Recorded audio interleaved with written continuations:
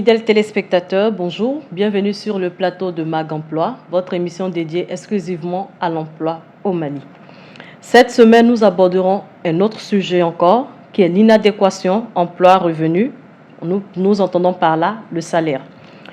À cet effet, nous recevons sur notre plateau M. Konaté Mokhtar, qui est inspecteur du travail et de la sécurité sociale, et M. Keita Fademba, qui est titulaire d'une maîtrise en anglais. Bonjour messieurs, bonjour. Bienvenue sur le plateau de Mag Emploi. Merci.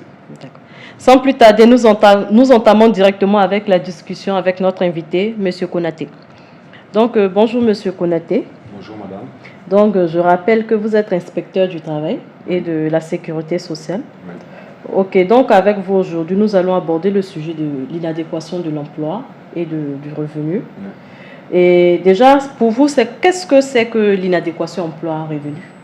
Merci madame, bonjour à M. Keita, et bonjour aux téléspectateurs de Djoliba TV. L'inadéquation emploi-revenu s'entend comme étant la situation des travailleurs qui occupent un poste de travail, mais avec un salaire non conforme ou non compatible. Je prends un exemple. Vous trouverez dans des structures où le plus souvent, il y a le SMIC au Mali, c'est 40 000 francs. Mais on utilise des travailleurs qui ont moins que 40 000 francs. Donc, ça veut dire qu'ils sont payés en dessous de ce que la loi prévoit. Donc, ça rentre dans le cadre de l'inadéquation emploi et revenu. D'autre part aussi, on peut voir une autre situation, surtout dans les organismes personnalisés au niveau de l'État, qui sont aussi des personnels régis par le Code du travail. Souvent, on va voir un déphasage entre le salaire des agents.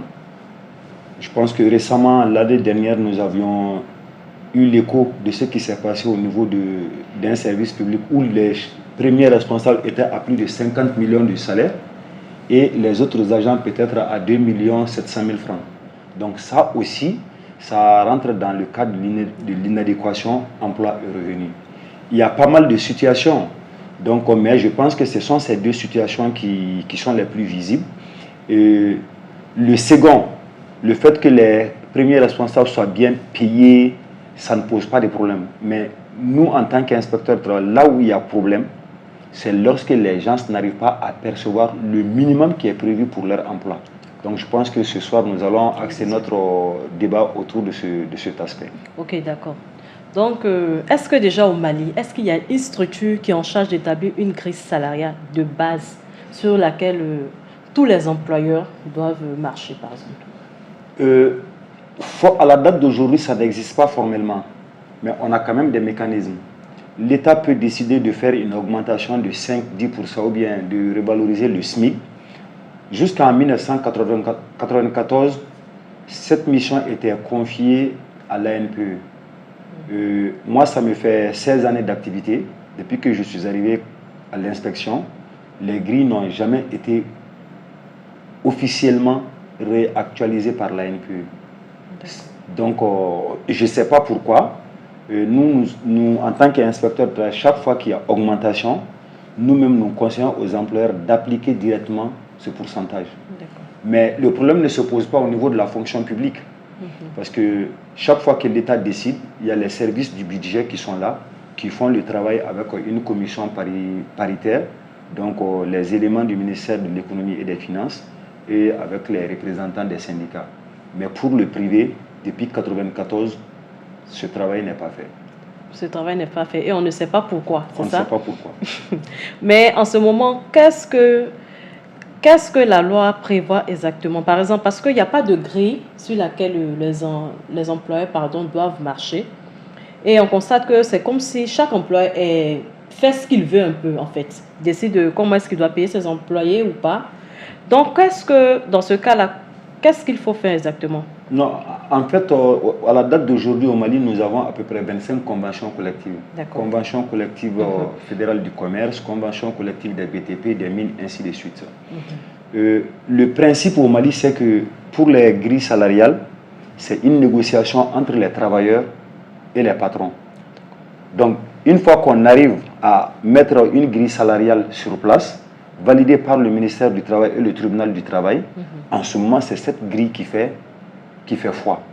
Mais malheureusement, même avec ce mécanisme, il faut reconnaître que selon les secteurs, les taux prévus selon les catégories ne sont pas, généralement ce n'est pas respecté par les employeurs, malheureusement. Malheureusement, ce n'est pas respecté par les employeurs. Ouais. Donc, mais est-ce que, par exemple, il y a déjà bon, vous faites partie de l'inspection du travail. Oui. Est-ce qu'il y a une structure qui est en charge de vérifier que, par exemple, si l'employeur ne respecte pas, normalement, ce qui devait se faire, est-ce qu'il y a quelque chose que ces employeurs-là ont cours ou bien il n'y a rien à faire? Non. Moi, par exemple, rien que pour cette semaine, moi, j'ai infligé des pénalités à certains employeurs.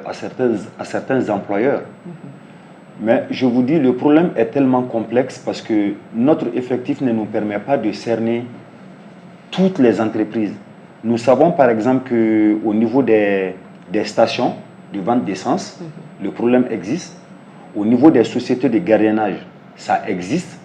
Mais souvent, nous-mêmes, nous n'arrivons pas à identifier ces personnes parce que même quand nous demandons aux intéressés de nous saisir avec des preuves, donc les gens ont peur.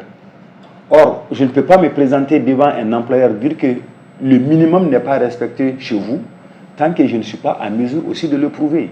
Okay. Donc, on a cette grande difficulté. Les rares travailleurs qui arrivent à se présenter, le mercredi tout près, j'ai vu un agent qui travaillait dans une pharmacie qui est venu avec un bulletin sur lequel on lui donnait 25 000. Ce qui est déjà largement inférieur au SMIC. Nous lui avons donné la convocation pour que son employeur comparaisse. La convocation était prévue pour hier jeudi, mais malheureusement, ni le travailleur ni l'employeur ne se sont pas présentés. Vous voyez comment la chose elle est difficile pour nous. Mais chaque fois que nous sortons pour des contrôles et que nous découvrons ces situations, il n'y a même pas de problème. L'employeur est sommé de régulariser la situation et s'il ne le fait pas, nous avons un droit de poursuite contre lui devant le tribunal. Et je pense qu'il y a beaucoup d'employeurs qui me voient à la télé aujourd'hui, ils savent que ça, on ne transige pas avec. Je suis actuellement en procès contre pas mal d'employeurs. Bon, souvent, la procédure judiciaire aussi fait qu'on est découragé. Hein. Donc, sinon, sincèrement, nous infligeons des pénalités, nous faisons des poursuites. D'accord. Mais est-ce que vous pouvez nous donner, parce que vous prenez le cas de quelqu'un qui est sous-payé, oui. Mais comment est-ce que cet employé-là peut savoir, par exemple, qu'il est sous-payé? Quels sont les aspects sur lesquels exactement les grilles salariales sont déterminées? Ok. Les grilles salariales définissent seulement le salaire catégoriel de base des agents. En fonction des catégories, vous allez trouver à travers chaque convention collective, il y a un niveau de classement de la première catégorie à la catégorie supérieure. Souvent, les grilles ne sont pas uniformes. Souvent, vous trouverez des grilles qui sont exprimées première catégorie, 1 échelon, 2 échelons, jusqu'à la 11e catégorie, comme par exemple la CCFC, qui est la convention collective de base. Mais si vous partez dans la convention collective des sociétés minières, vous verrez que c'est exprimé en catégorie E, avec des échelons en chiffres, ainsi de suite, jusqu'à la catégorie hors catégorie. Donc, une fois que un agent est classé dans une catégorie, donc ça veut dire qu'au minimum, c'est le salaire minimum correspondant à sa catégorie qu'on doit lui donner plus les primes et les indemnités. Les travailleurs, le plus souvent, ils ne le savent pas. Mais vous verrez qu'ils sont membres de différentes organisations syndicales. Souvent, quand ils portent plainte au niveau de leurs syndicats, les syndicats saisissent l'inspection. Donc là, à nous maintenant de mener les enquêtes nécessaires. Parce que souvent, certains aussi viennent nous dire que bon, ce mois-ci, moi j'ai été sous-payé, au lieu de 100 000, on m'a payé 75 000. Mais si vous vous rendez sur le terrain, vous trouverez que peut-être sur les 30 jours, lui-même, il n'a pas travaillé, il a travaillé peut-être que 20 jours. Donc l'employeur va. Donc, quand nous avons une plainte, nous ne venons pas directement en tant que policier. Nous cherchons d'abord à comprendre qu'est-ce qui a fait que ce mois-ci le salaire est ceci ou bien si c'est permanent. Donc c'est à ce moment que nous pouvons sanctionner l'employeur. Donc, comme je le disais tout de suite, les portes de l'inspection du travail, que ce soit à Bamako, à Kaï, nos portes sont largement ouvertes. Quand les gens ne comprennent pas certaines choses ou bien doutent de certaines choses, il faut venir à l'inspection chercher l'information. Malheureusement, nos parents, ils ont peur de se présenter devant l'inspecteur. Mais ils se disent aussi que, par exemple, aller dire à l'inspection du travail que mon employeur fait ça, ils se disent que peut-être qu'il y aura quelque chose derrière, quoi. Il y aura une conséquence. Non, il n'y a pas de conséquence parce que nous sommes aussi des agents assermentés. Nous n'avons même pas le droit de divulguer l'identité de la personne qui nous fait la dénonciation. Ok? Quand nous avons même l'information, on a même déjà des éléments de preuve. Ça nous facilite la tâche parce que quand nous organisons nos visites d'inspection, nous avons plusieurs moyens de demander à l'entreprise, ok, vous avez combien d'agents? Ça trouve déjà que moi, je connais le numéro matricule, par exemple, de M. Keita. Donc, je vais dire, ok, on va choisir certains agents au hasard. Puisque j'ai déjà son numéro matricule, je vais dire, ok, faites-moi sortir les données de paiement. Vous êtes en train de donner les secrets. Oui, allez-y. Ok. Non, je dis c'est une technique. C'est une technique, par exemple, ok, que nous pouvons utiliser. Ok. Ou bien, même si c'est Keita qui est venu me voir, je peux me permettre de dire, ok, s'il y a 20 personnes, je vais prendre le bulletin de 10 personnes, par exemple. Parmi les 10 personnes, je vais citer le numéro matricule de M. Keita. Ça me permet d'avoir la preuve produite par l'employeur lui-même après pour le combattre avec. Donc que les gens se rassurent. Ok? Nous avons reçu les formations qu'il faut et ça fait partie de nos serments. Nous n'avons jamais le droit de divulguer l'identité de celui qui porte plainte. C'est contraire à notre déontologie. Ok, mais on parle déjà du sous-paiement des employés en général. Par exemple, mais est-ce que la plupart du temps, c'est je veux dire que le sous-paiement, du genre le fait qu'il y a inadéquation entre l'emploi et le revenu, est-ce que ce n'est pas l'employé, c'est-à-dire celui qui va à la recherche d'emploi, qui négocie très souvent son salaire? C'est-à-dire que quand il a négocié son salaire, il est tombé d'accord sur un salaire qu'il doit percevoir. Maintenant, peut-être au fil du temps, il se rend compte que le salaire ne correspond pas, en fait, peut-être à l'emploi qu'il exerce. Peut-être après ses recherches, je pense. Ok. En fait, même si le travailleur négocie son salaire, le droit du travail est basé sur un principe sacré. Ok. L'égalité de traitement qu'on évoque en matière salariale, ce n'est pas par rapport à tous les éléments du salaire, c'est par rapport au salaire catégoriel de base. D'accord. Ok.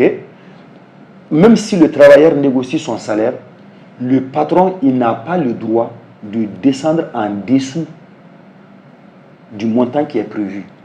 S'il le fait, il se met dans une situation d'irrégularité. Maintenant, si on négocie le salaire brut, maintenant là où peut-être les autres ont peut-être un sursalaire peut-être de 100 000, le travailleur peut-être lui il peut dire que j'ai 50 000, ça ce n'est pas un problème, ce n'est vraiment pas un problème. L'égalité de traitement ou le sous-paiement, c'est par rapport déjà au respect du minimum qui est le SMIC ou le salaire prévu pour la catégorie. Ok, c'est bien noté. Mais selon vous, quels peuvent être les inconvénients du sous-paiement pour les employés d'une part et pour les employeurs? C'est-à-dire un employé qui est mal payé ou bien qui n'est pas très bien payé. Quels peuvent être les inconvénients pour cet employé d'abord et ensuite pour l'employeur en question? Non, déjà pour l'employé, déjà les conséquences, c'est que ça va le pousser à faire du vol. Et s'il fait du vol, c'est une perte aussi pour l'employeur. Mais le sous-paiement, en droit du travail, le salaire est l'élément qui motive plus un travailleur. Donc, déjà, quand le travailleur lui-même se sent sous-payé, il n'est pas motivé pour le travail. Or, son manque de motivation peut entraîner aussi un faible résultat du rendement, ce qui peut poser aussi problème même par rapport à l'image de l'entreprise. Donc il faut que les employeurs comprennent que, le respect des minimums prévus, c'est à leur propre intérêt, mais plus ils arrivent à mieux payer leur salaire, la motivation est là et le résultat sera visible. Donc ça rend compétitif, le salaire attrayant rend compétitif l'entreprise. Ça, il faut que les employeurs au Mali comprennent cela. D'accord, ok. Donc, tout à l'heure, vous avez parlé des actions, c'est-à-dire de ce que les employés qui sont sous-payés peuvent faire. Est-ce qu'il y a d'autres actions qu'ils peuvent mener pour éviter de se retrouver dans cette situation d'inadéquation emploi-revenu?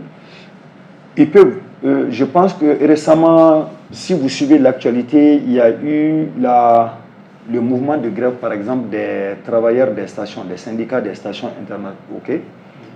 C'est pour vous dire que parmi ces gens-là, ça fait pratiquement 2 années que nous sommes en train de les mettre la pression sur les employeurs pour le respect. Parmi ces, il y a beaucoup contre lesquels j'ai infligé beaucoup de pénalités. Okay? Donc, mais on a vu que ça n'évoluait pas. Donc, de négociation en négociation, les choses ne bougent pas. Les travailleurs ont décidé d'aller en grève. Okay? Comme aussi, indépendamment des actions de l'inspection du travail, les travailleurs ont aussi le plein droit aussi, au-delà de l'action de grève, de poursuivre ces employeurs devant aussi le tribunal. Ok? Moi, je connais des travailleurs qui ont eu l'audace d'attaquer des employeurs devant le tribunal et ils ont eu gain de cause. Okay. Bon, le plus souvent, ceux qui sont victimes le plus souvent de cette situation, vous trouverez à 80%, c'est des jeunes peut-être qui n'ont pas été à l'école, qui ne comprennent pas les mécanismes. Donc, même quand on leur dit, ils disent, bon, on est là pour un bon état. Le jour où le bon Dieu nous facilitera d'autres choses, nous vaquerons à ça. Nous ne cherchons pas à créer des problèmes aux gens. Donc, je pense que c'est le social malien qui fait que les gens ne veulent pas aussi poursuivre les employeurs. Et souvent, vous trouverez aussi qu'un employeur, il a recruté quelqu'un par le canal d'un de ses amis.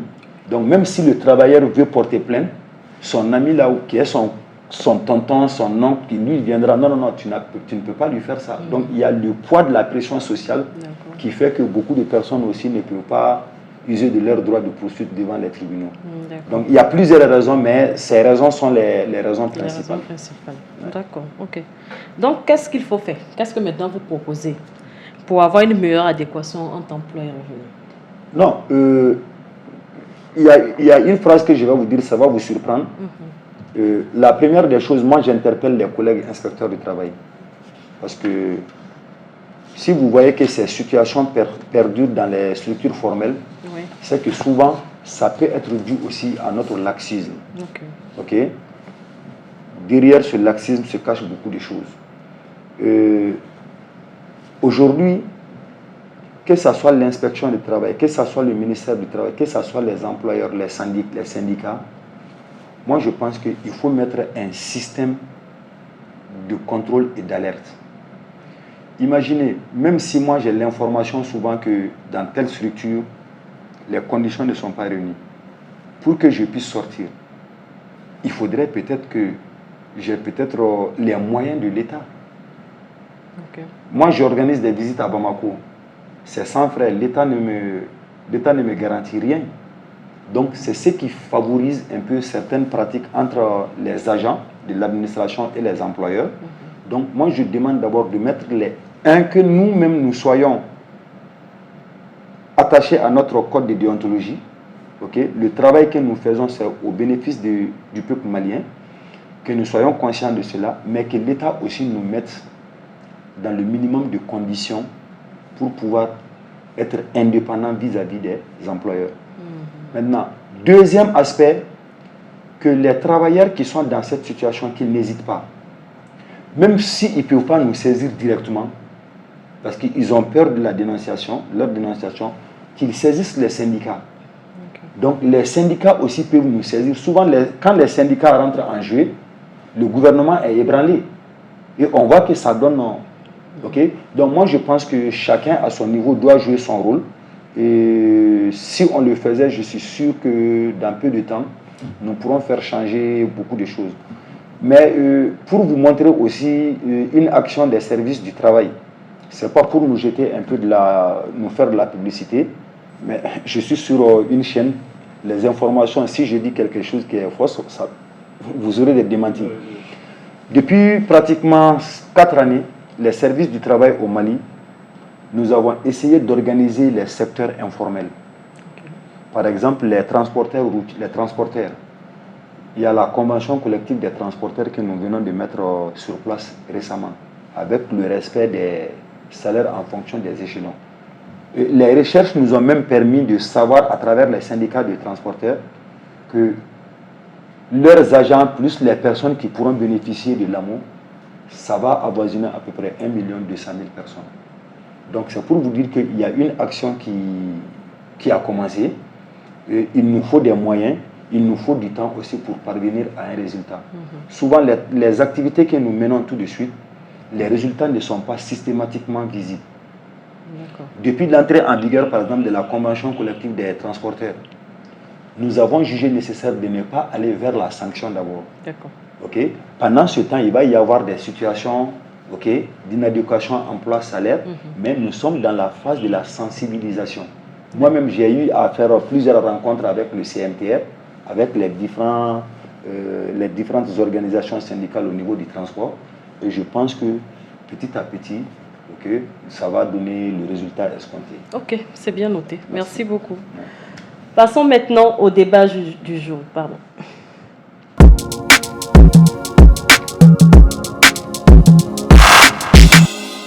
Ok, monsieur Keita Fademba. Oui. Voilà. Ok, donc je rappelle que ça fait la deuxième fois que vous avez été invité sur le plateau de Mag Emploi. Pourquoi avoir décidé de participer encore à cette émission avec le thème de l'inadéquation emploi-revenu? Ok, merci madame, merci à monsieur Konaté pour sa présence et merci à tous les téléspectateurs de Joliba TV. Ok, j'ai accepté de venir sur le plateau encore parce que, en fait, comme monsieur Konaté a dit, il y a beaucoup de jeunes qui ont peur de s'exprimer, surtout face aux médias. Donc moi, j'ai eu le courage une fois, j'ai dit pourquoi ne pas faire la deuxième fois ou sinon plusieurs fois même. Donc ce n'est pas un problème pour moi. Même la prochaine fois, si vous avez besoin de moi pour un thème, je serai disponible. Parce qu'à chaque fois que je suis sur le plateau, je parle d'un thème qui concerne les jeunes maliens. Donc là, il est mieux qu'un jeune débatte ça que d'autres personnes. D'accord. Voilà. Est-ce que déjà la situation d'inadéquation, est-ce que vous avez vécu ça particulièrement? Oui, bon, comme tous les jeunes diplômés au Mali, hein, bon, moi particulièrement, d'abord comme vous l'avez dit, j'ai une maîtrise en anglais, mais j'ai essayé de faire la reconversion. C'est-à-dire que je suis un peu parti du côté de la télécommunication. Donc, pour mes débuts, je pensais que peut-être que je n'ai pas de diplôme en télécommunication, c'est pourquoi je suis traité de la sorte. Après, je me suis forcé à économiser. Aujourd'hui, Dieu merci, j'ai un DIT, c'est-à-dire que j'ai payé la première année, deuxième année, et aujourd'hui j'ai un DIT en réseau et télécommunication. Mais malgré tout ça, je ne vois pas grand changement, donc c'est toujours le même système qui contenait la même chose. Donc l'employé et l'employeur sont laissés à eux-mêmes, vous discutez comme un mouton qui est au marché, vous convenez sur un prix et là vous commencez le travail. Et le plus souvent dans des conditions vraiment très très précaires. Il n'y a pas d'assurance maladie, il n'y a pas de sécurité sociale. En cas d'accident de travail, il n'y a pas de prise en charge et automatiquement tu es remplacé. Surtout dans le domaine de la télécommunication, c'est beaucoup plus compliqué. Voilà. Ok. Donc, monsieur, je ne sais pas si M. Konaté voudrait intervenir rapidement par rapport à ça. Non. C'est pour lui dire que ce qu'il dit, c'est exact. Souvent, au-delà même de l'inadéquation emploi-revenu, l'un des principes du droit du travail aussi, quand vous embauchez quelqu'un, il faut lui assurer la sécurité sociale. Vous avez vu que sur la dernière partie de mon intervention, quand je parlais du cas des chauffeurs, je disais l'objectif, c'est qu'à peu près 1 200 000 personnes vont bénéficier de l'amour. Okay? Cela voudrait dire la couverture sanitaire. Mais une fois que vous êtes dans le système, ce n'est pas seulement le salaire. Il y a le salaire, mais il y a aussi la prise en charge. Votre retraite se prépare pendant que vous êtes en activité. Et quand un accident de travail aussi vous arrive, c'est tout à fait normal. On ne demande même pas à l'employeur de payer quelque chose. Peut-être il fait les premiers soins, le reste, dans les 48 heures, il déclare à l'inspection ou à l'INPS. Les caisses de sécurité sociale vont s'occuper de la prise en charge. Donc je pense que les employeurs qui sont dans cette posture, il y en a qui ont la mauvaise foi, mais je pense que souvent il y a le manque d'information aussi qui est là. Donc c'est l'occasion pour moi d'ailleurs de remercier, de féliciter Joliba TV, demander vraiment d'encourager des émissions pareilles, souvent pour venir un peu expliquer la législation du travail et les règles élémentaires. Exactement. Donc ça permettra au maximum de pouvoir comprendre. D'accord. Ouais.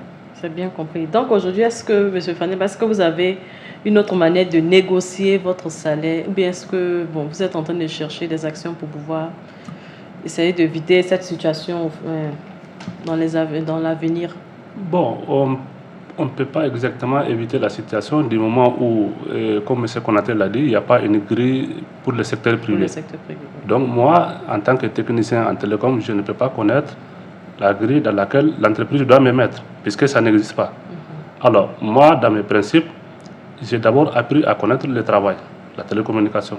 Aujourd'hui, Dieu merci, j'ai fait partie des meilleurs techniciens au Mali. Je comprends l'anglais en plus de tout ça. Alors, si je veux négocier un contrat, j'essaie d'aller au plafond. C'est-à-dire que moi-même, je me fixe un prix. Donc, à partir de ces prix, on va discuter si il peut y avoir des réductions. Et là, peut-être les prix que je cherche, je pourrais avoir ça. D'accord. Voilà, donc c'est comme ça que moi je fais. D'accord. Donc, je voulais rectifier quelque part. C'est-à-dire, il n'y a pas une grille uniforme pour l'ensemble du secteur privé, ok, mais selon les secteurs, chaque convention collective comporte sa propre grille. Ok, c'est ce que j'avais dit quand madame m'avait posé la question. Il n'y a pas une grille unique qui s'applique à l'ensemble du secteur privé. Si vous êtes du BTP, la convention collective des BTP a sa grille salariale. Pour les mines, pour les banques, établissements financiers, ainsi de suite. C'est comme ça. En fait, le problème que vous posez, souvent, quand les travailleurs réclament, nous sommes dans une position de faiblesse souvent. Vous savez, vous devez normalement relever de la Convention collective fédérale du commerce.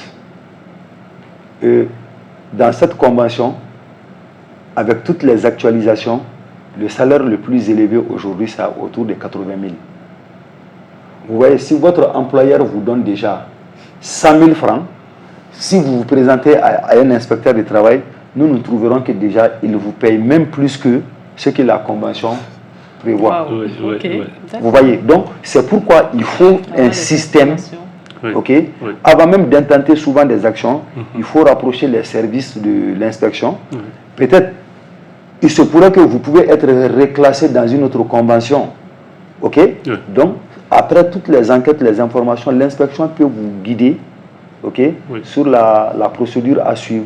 Mais si vous vous lancez directement dans le combat, sans même savoir que la convention dont je relève a un salaire largement inférieur à ce que mon patron me donne, là, vous voyez que déjà, ça va poser problème. C'est ça. Donc, ça c'est le problème que pose la non-actualisation de nos conventions collectives chaque fois qu'il y a des augmentations. Mais est-ce qu'il y a des actions qui sont menées dans ce sens afin que cette actualisation-là se fasse?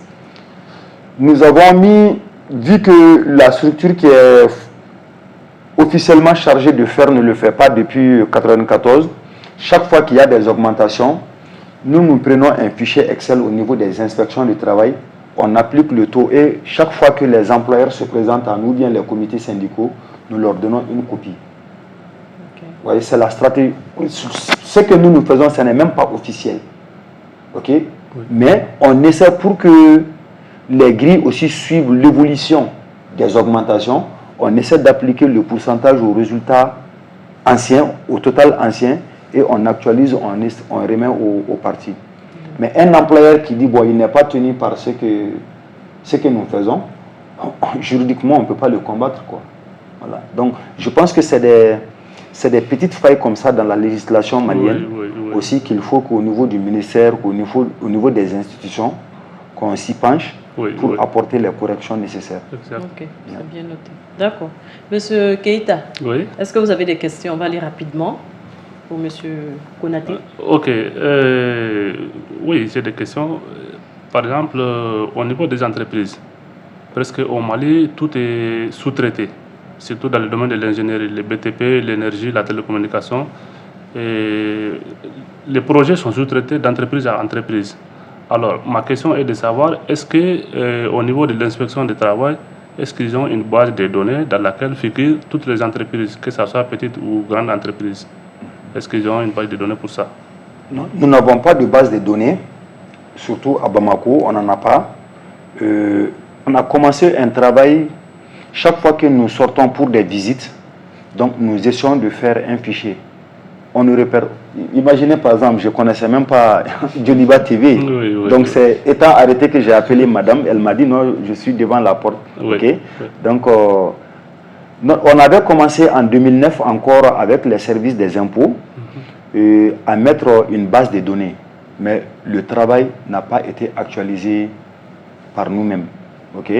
Bon, je ne sais pas à qui on va confier ça. Par exemple, je sais qu'au niveau de la région de Caï, quand moi j'étais à Caï, je peux assurer quand même que 80% des entreprises étaient répertoriées par l'inspection du travail de Caï. Oui. Et jusque-là, quand je quittais à Caï en 2019, toutes les entreprises qui étaient fichées, j'ai ça dans mon ordinateur jusqu'à présent. Oui. Okay. Bon, je ne sais pas si ça continue toujours là-bas. Okay.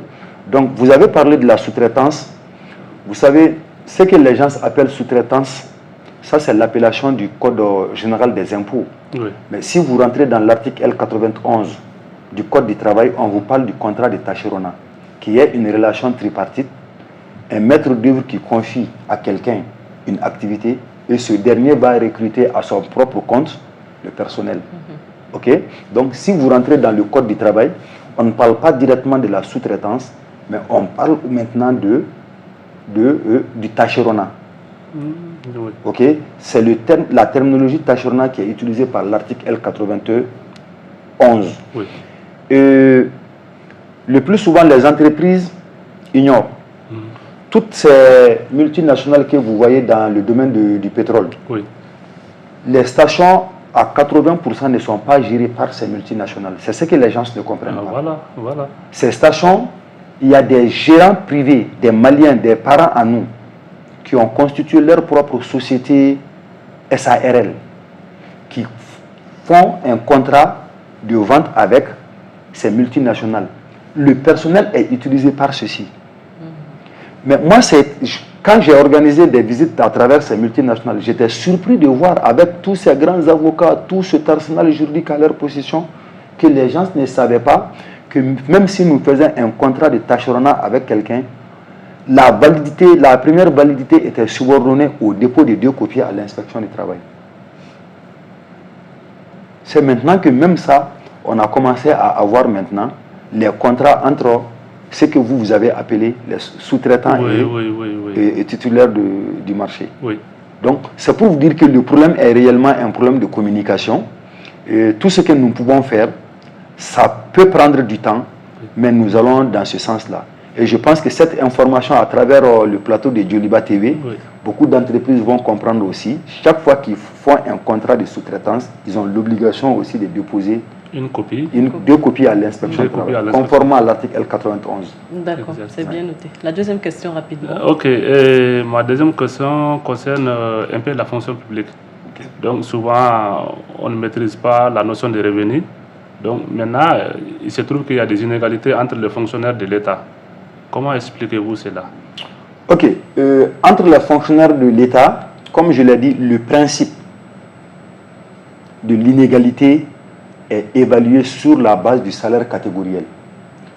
Tous les fonctionnaires qui sont classés, par exemple, à la première catégorie, à la catégorie A, ok, troisième classe, premier échelon, ont le même salaire catégoriel de base. Ça, il n'y a pas de problème. Maintenant, ce qui apparaît comme une inéquité, ça c'est au niveau maintenant des primes et indemnités qu'on va accorder. Vous trouverez par exemple que si vous partez dans un service financier, permettez-moi de ne pas donner le nom d'un service, hein, ok, vous verrez par exemple ce directeur, lui, il est logé. Il a des primes. Souvent, à la fin de l'année, peut-être qu'il a des ristournes il a peut-être 20 millions, 30 millions. Vous partez dans une autre structure, vous partez trouver que le chef de service, peut-être tout au plus pour la prime des responsabilités, il n'a que 30 000 francs. Ok? Ça pose un problème de justice sociale. Exact. Et je pense qu'à l'époque, c'était l'un des grands combats de l'UNTM, même s'il est vrai, à l'époque, bon, le problème tel que posé créait plus de confusion. Mais par contre, à l'intérieur d'un même service, il peut y avoir des primes. Ok? Moi, je prends un exemple. Moi, je suis aujourd'hui un directeur régional. Si on me donne 100 000 francs comme prime de responsabilité et qu'on veut donner 100 000 francs à mon directeur national ou bien au secrétaire général de mon ministère, on n'est pas au même niveau de responsabilité. C'est vrai. Parce que mon directeur national, lui, il a la responsabilité de toutes les inspections nationales. Donc, il va y avoir la même rubrique sur nos bulletins prime des responsabilités, mais en toute équité.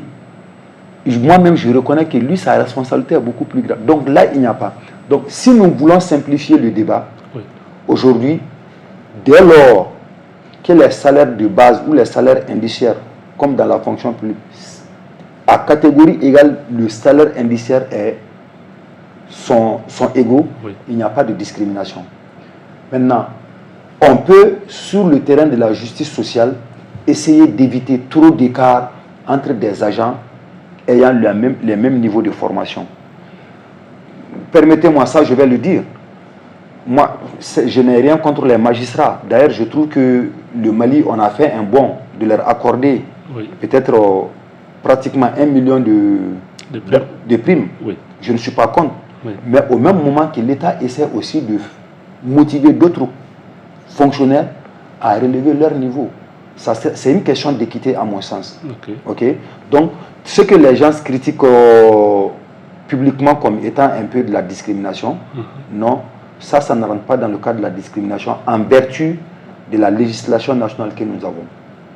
Parce que la question de la discrimination, si vous partez dans le Code du travail, elle est évoquée au niveau de l'article L95.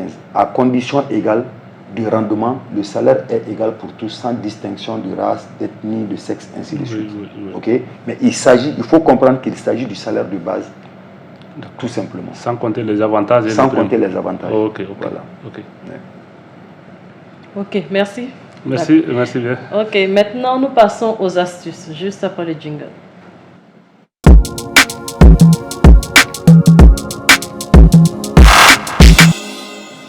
Ok, donc aujourd'hui, nous allons aussi suivre la même tendance. Nous allons parler du salaire. Comment il faut bien négocier son salaire avant d'avoir un emploi. Donc déjà, il faut observer les conditions générales du marché dans votre secteur d'activité pour voir un peu de façon générale les salaires qui sont proposés et tout. Parce que comme on le dit, chaque secteur d'activité, les salaires proposés peuvent être différents. Donc il faut essayer de voir dans votre secteur d'activité les salaires qui sont proposés. Et ensuite, voir le type de poste, c'est-à-dire votre poste de comptabilité, les salaires qui sont proposés pour les postes de comptabilité. Ça peut être de façon générale dans tous les secteurs d'activité. Je prends l'exemple par exemple des mines. Peut-être que eux, les comptables simples, ils vont les payer à 500 000, à 600 000. Un comptable dans une autre structure de la place peut être payé à moins que ça. Donc, il faut essayer de vous renseigner sur tout ça avant de pouvoir proposer un salaire. Et ensuite, même quand vous proposez le salaire, il faut maintenant savoir expliquer pourquoi est-ce que vous avez demandé ce salaire. Parce que comme on le dit, il faut mériter le salaire. Donc, si vous proposez un salaire de 500 000, il faut pouvoir expliquer pourquoi est-ce que vous voulez qu'on vous paye à 500 000. Moi, par exemple, j'ai tel type, comment on dit ça, j'ai tel nombre d'années d'expérience, je suis capable de faire ça pour vous, je suis capable d'apporter telle chose à l'entreprise, je suis capable de pouvoir élever tel niveau. Donc, c'est tous ces arguments que vous allez apporter. Ce sont ces arguments qui vont permettre de pouvoir convaincre le recruteur à vous payer ce salaire-là. Et aussi, il faut rester flexible sur le salaire proposé parce que très souvent, il y a certaines personnes qui disent que bon, moi, j'ai vu que les comptables sont payés à 600 000. Bon, moi, je vais payer à 600 000 aussi ou bien je ne prends pas. Il faut être flexible. Ceux qui sont payés à 600 000, ils connaissent aussi le secteur, ils connaissent les conditions, ils savent aussi dans quel secteur d'activité ils évoluent. Le secteur dans lequel vous avez décidé d'évoluer aussi peut être différent.